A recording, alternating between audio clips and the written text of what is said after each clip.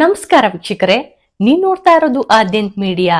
ನಾವು ದೇವಸ್ಥಾನದ ಆವರಣದಲ್ಲಿ ಅರಳಿ ಮರ ಹಾಗೆ ಬೇವಿನ ಮರದ ಬುಡದ ಕೆಳಗೆ ನಾಗರ ಕಲ್ಲುಗಳನ್ನ ಪ್ರತಿಷ್ಠಾಪನೆ ಮಾಡಿರೋದನ್ನ ನೋಡ್ತಾನೆ ಇರ್ತೀವಿ.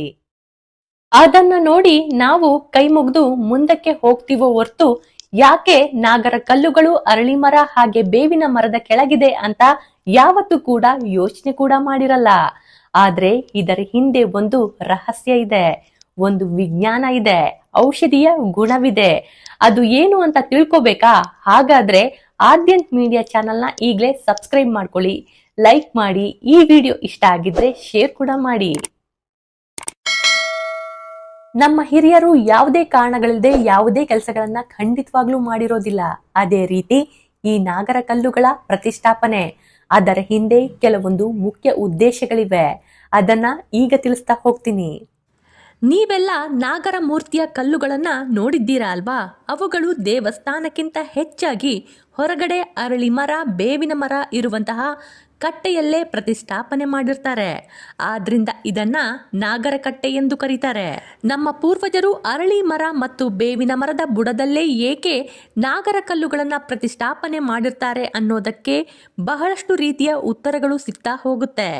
ಅದು ಕೇವಲ ನಂಬಿಕೆ ಆಗಿರಬಹುದು, ಗೌರವ ಇರಬಹುದು, ಸತ್ಯನೂ ಇರಬಹುದು. ಆದ್ರೆ ಇಲ್ಲೊಂದು ರಹಸ್ಯ ಇದೆ. ಅಷ್ಟಕ್ಕೂ ಇಲ್ಲಿರುವಂತಹ ರಹಸ್ಯ ಏನು ಅಂತ ಕೇಳೋದಾದ್ರೆ, ನಮ್ಮ ಪೂರ್ವಜರು ಹಾವು ಕಚ್ಚಿದಂತಹ ವ್ಯಕ್ತಿಗೆ ಅರಳಿ ಮರದ ಎಲೆ ಹಾಗೂ ಬೇವಿನ ಮರದ ಎಲೆಯನ್ನು ಉಪಯೋಗಿಸಿ ಒಂದು ರೀತಿಯ ಎಲೆಯಿಂದ ತಮ್ಮದೇ ಆದ ಆಯುರ್ವೇದ ಪದ್ಧತಿಯ ಔಷಧಿಯನ್ನ ತಯಾರಿಸ್ತಿದ್ರು. ಹಾವು ಕಚ್ಚಿಸ್ಕೊಂಡಂತಹ ವ್ಯಕ್ತಿ ಅದು ಯಾವ ರೀತಿಯ ಹಾವಾಗಿದ್ರೂ ಪರವಾಗಿಲ್ಲ, ಆತ ಆ ಔಷಧಿಯಿಂದ ಗುಣವಾಗ್ತಿದ್ನಂತೆ. ಆದ್ರಿಂದ ನಾಗರ ಹಾವಿನ ವಿಷಕ್ಕೆ ಅರಳಿ ಮರ ಹಾಗೂ ಬೇವಿನ ಮರದಲ್ಲಿ ಔಷಧಿ ಗುಣ ಅಡಗಿದೆ ಎಂದು ಹೇಳುವ ಕಾರಣದಿಂದ ಅರಳಿ ಮರ ಹಾಗೂ ಬೇವಿನ ಮರದ ಕೆಳಗಡೆ ನಾಗರ ಕಲ್ಲುಗಳನ್ನ ಪ್ರತಿಷ್ಠಾಪನೆ ಮಾಡ್ತಾ ಇದ್ರು. ಹಿಂದಿನ ಕಾಲದಲ್ಲಿ ನಾಡಿಗಿಂತ ಕಾಡೆ ಹೆಚ್ಚಾಗಿತ್ತು. ಎಲ್ಲಿ ನೋಡಿದ್ರು ಹಾವುಗಳು ಕಾಣ್ತಾ ಇದ್ವು. ಬಹಳಷ್ಟು ಜನ ಹಾವು ಕಚ್ಚಿ ಸತ್ತೋಗ್ತಾ ಇದ್ರು. ನಮ್ಮ ಮುಂದಿನ ಪೀಳಿಗೆಗೆ ಇದರ ಬಗ್ಗೆ ಮಾಹಿತಿ ಸಿಗುತ್ತೋ ಇಲ್ವೋ ಅನ್ನೋ ಭಯದಿಂದ ಈ ಒಂದು ರೀತಿಯ ಸಂಪ್ರದಾಯ ಅನ್ನೋದನ್ನ ಶುರು ಮಾಡಿದ್ರು. ಅರಳಿ ಮರ ಹಾಗೆ ಬೇವಿನ ಮರವನ್ನ ಉಪಯೋಗಿಸ್ಲಿ ಅಂತ ಈ ರೀತಿಯ ಪ್ರತಿಷ್ಠಾಪನೆಗಳನ್ನ ಮಾಡ್ತಾ ಬಂದ್ರು. ಇದ್ರ ಜೊತೆ ಬಹಳ ಮುಖ್ಯವಾದ ಉದ್ದೇಶ ಇನ್ನೊಂದಿದೆ. ನಿಮಗೆಲ್ಲ ಗೊತ್ತಿದೆ, ಸಾಮಾನ್ಯವಾಗಿ ಸಂತಾನ ಭಾಗ್ಯಕ್ಕಾಗಿ ನಾಗರ ಕಲ್ಲುಗಳನ್ನ ಪೂಜೆ ಮಾಡೋದು ನಮ್ಮ ಸಂಪ್ರದಾಯ. ಸಂತಾನ ಭಾಗ್ಯಕ್ಕಾಗಿ ಅಥವಾ ನಾಗದೋಷಗಳ ನಿವಾರಣೆಗಾಗಿ ಈ ಮರಗಳ ಕೆಳಗೆ ನಾಗರ ಕಲ್ಲುಗಳನ್ನ ಪ್ರತಿಷ್ಠಾಪಿಸಿ ಪೂಜೆ ಸಲ್ಲಿಸುವ ಸಂಪ್ರದಾಯ ನಮ್ಮಲ್ಲಿದೆ. ಅರಳಿ ಮರವು ಅತಿ ಹೆಚ್ಚು ಆಮ್ಲಜನಕವನ್ನ ಬಿಡುಗಡೆ ಮಾಡುವ ಮರಗಳಲ್ಲಿ ಒಂದಾಗಿದೆ. ಬೇವಿನ ಮರವು ಕೂಡ ನೈಸರ್ಗಿಕವಾಗಿ ಕ್ರಿಮಿನಾಶಕ ಗುಣಗಳನ್ನ ಹೊಂದಿದೆ. ಅರಳಿ ಮರ ಹಾಗೆ ಬೇವಿನ ಮರಗಳ ಸಮ್ಮಿಲನದಿಂದ ಬರುವ ಗಾಳಿಯು ಮನುಷ್ಯರ ಹಾರ್ಮೋನ್ ವ್ಯವಸ್ಥೆಯ ಮೇಲೆ ಪಾಸಿಟಿವ್ ಪರಿಣಾಮ ಬೀರುತ್ತೆ ಎಂಬ ನಂಬಿಕೆ ಇದೆ. ವಿಶೇಷವಾಗಿ ಸಂತಾನೋತ್ಪತ್ತಿ ಸಂಬಂಧಿತ ಸಮಸ್ಯೆಗಳಿಗೆ ಇದು ಸಹಕಾರಿ ಎಂಬ ನಂಬಿಕೆ ಇದೆ.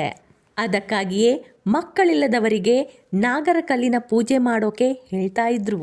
ನಾಗರ ಹಾವುಗಳು ಸಾಮಾನ್ಯವಾಗಿ ತಂಪು ಇರುವ ಜಾಗದಲ್ಲೇ ನೆಲೆಸಿರ್ತವೆ.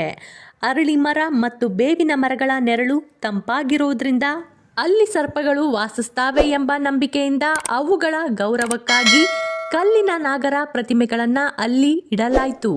ಜೊತೆಗೆ ಅವುಗಳಿಗೆ ಮನುಷ್ಯರಿಂದ ತೊಂದರೆಯಾಗಬಾರ್ದು ಮತ್ತು ಮನುಷ್ಯರಿಗೂ ಅವುಗಳಿಂದ ರಕ್ಷಣೆ ಇರಲಿ ಎಂಬ ಉದ್ದೇಶದಿಂದ ಈ ಜಾಗವನ್ನ ಪವಿತ್ರಗೊಳಿಸಿ ಪೂಜಿಸುವ ಪದ್ಧತಿ ಬೆಳೀತಾ ಬಂತು.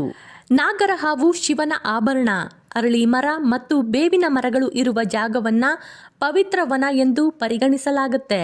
ಇಲ್ಲಿ ನಾಗರ ಕಲ್ಲು ಪ್ರತಿಷ್ಠಾಪನೆ ಮಾಡೋದ್ರಿಂದ ನಾಗದೇವತೆಯು ಪ್ರಸನ್ನನಾಗಿ ಆ ಕುಟುಂಬಕ್ಕೆ ಸುಖ ಮತ್ತು ಸಮೃದ್ಧಿ ನೀಡ್ತಾನೆ ಎಂಬ ನಂಬಿಕೆ ಇದೆ. ಇದರ ಜೊತೆ ಮತ್ತೊಂದು ವಿಶೇಷತೆ ಇದೆ. ಅರಳಿ ಮರವನ್ನ ಮಹಾವಿಷ್ಣು ಅಥವಾ ಸಾಕ್ಷಾತ್ ಪರಮಶಿವನ ರೂಪವೆಂದು ಮತ್ತು ಬೇವಿನ ಮರವನ್ನ ಪಾರ್ವತಿ ಅಥವಾ ಶಕ್ತಿ ದೇವತೆ ಎಂದು ಪರಿಗಣಿಸಲಾಗುತ್ತೆ. ಇವೆರಡೂ ಜೊತೆಗಿರುವ ಜಾಗದಲ್ಲಿ ನಾಗರ ಕಲ್ಲುಗಳನ್ನ ಸ್ಥಾಪಿಸೋದು ಶಿವಶಕ್ತಿಯ ಸನ್ನಿಧಿಯನ್ನ ಸೂಚಿಸುತ್ತೆ. ಇವೆರಡನ್ನು ಒಟ್ಟಿಗೆ ಬೆಳೆಸಿ ಅವುಗಳ ಕೆಳಗೆ ನಾಗರ ಕಲ್ಲನ್ನ ಇಡೋದು ಸಂಸಾರದಲ್ಲಿ ಅನ್ಯೋನ್ಯತೆ ಇರಲಿ ಎಂಬುದನ್ನ ಸಂಕೇತಿಸುತ್ತೆ. ನೀವೆಲ್ಲ ತಿಳಿಬೇಕಾದಂತಹ ಮುಖ್ಯ ಅಂಶವಿದೆ. ನಾಗರ ಕಲ್ಲಿಗೆ ನಾವು ಹಾಲು ಎರಿತೀವಿ, ನಿಮಗೆ ಗೊತ್ತಲ್ಲ? ಇದು ಕೇವಲ ಧಾರ್ಮಿಕ ಕ್ರಿಯೆಯಲ್ಲ, ಹಾಲಿನ ತಂಪು ಗುಣವು ಕಲ್ಲಿನಲ್ಲಿ ಸಂಗ್ರಹವಾಗುವಂತಹ ಉಷ್ಣತೆಯನ್ನ ಕಡಿಮೆ ಮಾಡುತ್ತೆ ಮತ್ತು ಆ ಪ್ರದೇಶದಲ್ಲಿ ವಾಸಿಸುವ ಜೀವಿಗಳಿಗೆ ತಂಪಾದ ವಾತಾವರಣವನ್ನ ನಿರ್ಮಿಸುತ್ತೆ. ನಮ್ಮ ಪೂರ್ವಜರು ಪ್ರಕೃತಿಯನ್ನ ದೈವಿಕ ರೂಪದಲ್ಲೇ ನೋಡ್ತಾ ಇದ್ರು. ಮರಗಳ ಬುಡದಲ್ಲಿ ದೇವರ ವಿಗ್ರಹ ಅಥವಾ ನಾಗರ ಕಲ್ಲನ್ನ ಇಟ್ಟಾಗ ಜನರು ಆ ಮರವನ್ನ ಕತ್ತರಿಸೋದಿಲ್ಲ ಮತ್ತು ಆ ಜಾಗವನ್ನ ಸ್ವಚ್ಛವಾಗಿಡ್ತಾರೆ. ಹಳೆಯ ಮರದ ಪೊಟ್ಟರೆಗಳಲ್ಲಿ ಹಾವುಗಳು ವಾಸವಾಗಿರುತ್ತೆ. ಅವುಗಳನ್ನು ರಕ್ಷಣೆ ಮಾಡೋಕೆ ಜೊತೆಗೆ ಪರಿಸರ ಸಂರಕ್ಷಣೆಗೆ ಇದೊಂದು ರೀತಿಯ ತಂತ್ರವಾಯಿತು. ಮತ್ತೊಂದು ಇಂಟ್ರೆಸ್ಟಿಂಗ್ ವಿಷಯ ಏನಂದರೆ, ಹಳೆ ಕಾಲದಲ್ಲಿ ಮೃತಪಟ್ಟ ಹಾವುಗಳಿಗೆ ಅಂತ್ಯ ಸಂಸ್ಕಾರ ಮಾಡಿ ಆ ಜಾಗದಲ್ಲಿ ಕಲ್ಲುಗಳನ್ನು ಇಡುವ ಪದ್ಧತಿ ಕೂಡ ಇತ್ತು. ಇದು ಹಾವಿನ ಮೇಲಿನ ಗೌರವವನ್ನ ಸೂಚಿಸ್ತಾ ಇತ್ತು. ಇವೇ ನಂತರ ನಾಗರ ಬನಗಳಾಗಿ ರೂಪುಗೊಂಡಿವೆ. ಹಿಂದೂ ನಂಬಿಕೆ ಪ್ರಕಾರ ಹಾವುಗಳನ್ನ ದೇವತೆಗಳೆಂದು ಪೂಜಿಸಲಾಗುತ್ತೆ. ಸಾಮಾನ್ಯವಾಗಿ ಅರಳಿ ಹಾಗೆ ಬೇವಿನ ಮರದ ಕೆಳಗೆ ಈ 3 ರೀತಿಯ ನಾಗಗಳನ್ನ ನೋಡ್ತಾನೆ ಇರ್ತೀವಿ. ಅದರಲ್ಲಿ ಶೇಷನಾಗ, ವಾಸುಕಿ, ತಕ್ಷಕನನ್ನ ಪೂಜಿಸಲಾಗುತ್ತೆ. ನಮ್ಮ ಪೂರ್ವಜರಿಗೆ ಒಂದು ವಿಷಯ ಚೆನ್ನಾಗಿ ತಿಳಿದಿತ್ತು. ಕೇವಲ ಮರ ನಡಿ ಎಂದು ಹೇಳಿದ್ರೆ ಯಾರೂ ಕೇಳ್ತಾ ಇರಲಿಲ್ಲ. ಆದರೆ ಅದರ ಬುಡದಲ್ಲಿ ಒಂದು ದೇವರ ಕಲ್ಲು ಅಂದ್ರೆ ನಾಗರ ಕಲ್ಲುಗಳನ್ನು ಇಟ್ಟರೆ ಜನರು ಆ ಮರವನ್ನ ಕತ್ತರಿಸ್ತಾ ಇರಲಿಲ್ಲ, ಅಲ್ಲಿ ಕಸ ಹಾಕ್ತಾ ಇರಲಿಲ್ಲ ಮತ್ತು ಮರಕ್ಕೆ ಪ್ರತಿದಿನ ನೀರು ಹಾಕ್ತಾ ಇದ್ರು. ಈ ಮೂಲಕ ಅರಳಿ ಮತ್ತು ಬೇವಿನ ಮರ ಅಂತಹ ಮಹತ್ವದ ಮರಗಳನ್ನ ಪೀಳಿಗೆಯಿಂದ ಪೀಳಿಗೆಗೆ ಉಳಿಸಿಕೊಂಡು ಬರಲು ಈ ಪದ್ಧತಿ ಸಹಕಾರಿಯಾಯಿತು. ನೋಡಿ, ನಮ್ಮ ಹಿರಿಯರಿಗೆ ನಮ್ಮ ಮೇಲೆ ಎಷ್ಟೊಂದು ಕಾಳಜಿ ಇತ್ತು ಅಂತ. ಮುಂದಿನ ಪೀಳಿಗೆಗೆ ಹಾವುಗಳು ಕಚ್ಚಿದ್ರೆ ಅವರಿಗೆ ಔಷಧಿ ಸಿಗುತ್ತೋ ಇಲ್ವೋ, ಪರಿಹಾರ ಕಂಡುಕೊಳ್ತಾರೋ ಇಲ್ವೋ ಅನ್ನೋ ಭಯದಿಂದ ಅವರು ಈ ರೀತಿಯ ಸಂಪ್ರದಾಯವನ್ನ ಫಾಲೋ ಮಾಡ್ತಾ ಬಂದ್ರು. ಅದನ್ನ ನಾವು ಈಗ ಕೂಡ ಫಾಲೋ ಮಾಡ್ತಾ ಇದ್ದೀವಿ. ನನ್ನ ವಿಡಿಯೋಗಳು ನಿಮ್ಗೆ ಇಷ್ಟ ಆಗ್ತಾ ಇದ್ರೆ ಲೈಕ್ ಮಾಡಿ, ಶೇರ್ ಮಾಡಿ, ಹಾಗೆ ಸಬ್ಸ್ಕ್ರೈಬ್ ಮಾಡೋದನ್ನ ಮಾತ್ರ ಮರಿಬೇಡಿ. ಧನ್ಯವಾದಗಳು.